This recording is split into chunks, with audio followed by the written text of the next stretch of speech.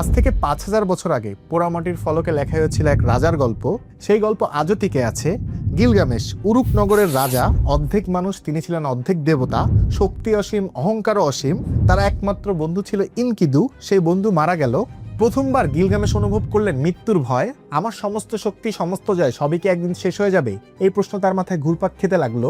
এই মৃত্যুর ভয় তাকে নিয়ে গেল অমরত্বের সন্ধানে। পাহাড়, মরুভূমি, অন্ধকার সুড়ঙ্গ পেরিয়ে তিনি পৌঁছালেন উত্তনা পশ্চিমের কাছে, যিনি মহাপ্লাবন থেকে বেঁচে গিয়ে অমরত্বের সন্ধান পেয়েছিলেন বা অমরত্ব পেয়েছিলেন। গিলগামেশ অমরত্বের উদ্ভিদ পেয়ে গেলেন, কিন্তু ঘুমের মধ্যে সাপ সেটা নিয়ে গেল। ব্যর্থ হয়ে গিলগামেশ ফিরে এলেন নিজের শহরে, দাঁড়ালেন উঁচু প্রাচীরের উপর। নিজের রাজত্বের সামনে দাঁড়িয়ে তিনি উপলব্ধি করলেন অমরত্ব কোনো বস্তু নয়, কোনো দেবতার দান নয়। অমরত্ব লুকিয়ে আছে মানুষের সৃষ্টি আর মানুষের কাজের মধ্যে। গিলগামেশ বুঝলেন মানুষের নিয়তি হলো জ্ঞান অর্জন করা, নিজের কাজ করে যাওয়া আর মানুষের স্মৃতির মধ্যে বেঁচে থাকা। আমরা চলে যাই, কিন্তু আমাদের তৈরি করা শহর, আমাদের লেখা, আমাদের গানগুলো থেকে যায়। মহাকাব্যের শেষ কথাটা তাই গিলগামেশের বিজয়ের নয়, এটা এক গভীর উপলব্ধির। আমরা যা সৃষ্টি করি বা আমরা যা লিখি সেটাই আমাদের কিন্তু অমর করে। সো এই যে গিলগামেশের স্টোরি, এখানে কিন্তু আপনি দেখবেন যে একটা উত্তনা পশ্চিম নামে একজনের আসলে কথা বলা হয়েছে, যিনি কিন্তু একটা মহাপ্লাবন থেকে বেঁচে গিয়েছিলেন। আর মজার ব্যাপার হচ্ছে এই মহাপ্লাবনের গল্প কিন্তু আপনি আরো অনেক জায়গাতে আসলে শুনতে পাবেন, বা এই ঘটনাটা আপনি অনেক জায়গাতেই পাবেন। যেমন আপনি যদি খেয়াল করেন বাইবেলে নোয়ার ঘটনা, সেখানেও আপনি মহাপ্লাবনের ঘটনাটা পাবেন।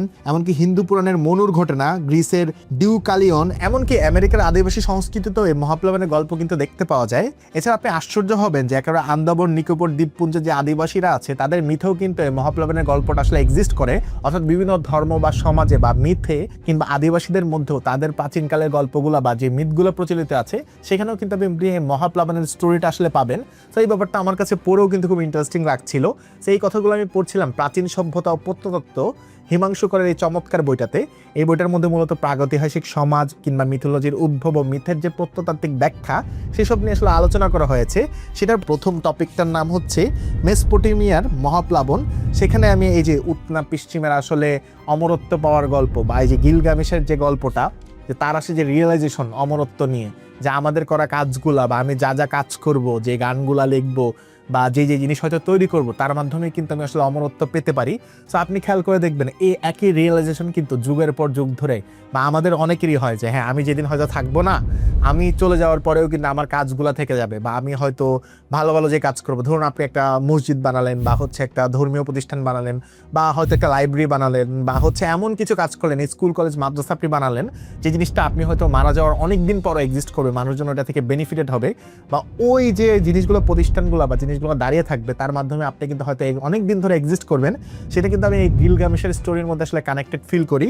সো এরকম প্রাচীন সভ্যতা বা প্রাচীনকালের অনেকগুলো চমৎকার স্টোরি আমি এই বইটা থেকে পড়ছিলাম আসলে। তো আমার আসলে রিলেটেড মনে হচ্ছিল যে ওই যে হাজার হাজার বছর আগের যে গল্পগুলা, সেই গল্পগুলো কিন্তু আমরা এখন প্রত্যেক দিনের লাইফে বা আমার আপনার গল্পই কিন্তু গিলগামেশের গল্পটার সাথে কিন্তু আপনি বা ওই মিথটার সাথে কিন্তু আপনি আসলে নিজেকে রিলেট করতে পারেন।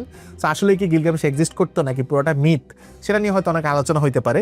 সো আমার কাছে খুব চমৎকার লাগতেছিল যে আসলে এই বইটা পড়ে। সো আপনার যদি প্রাচীনকালের সভ্যতা বা ইতিহাস নিয়ে আগ্রহ থাকে বা প্রত্নতত্ত্ব নিয়ে আগ্রহ থাকে, তাহলে আপনি প্রাচীন সভ্যতা ও প্রত্নতত্ত্ব হিমাংশু করের এই বইটা পড়ে দেখতে পারেন।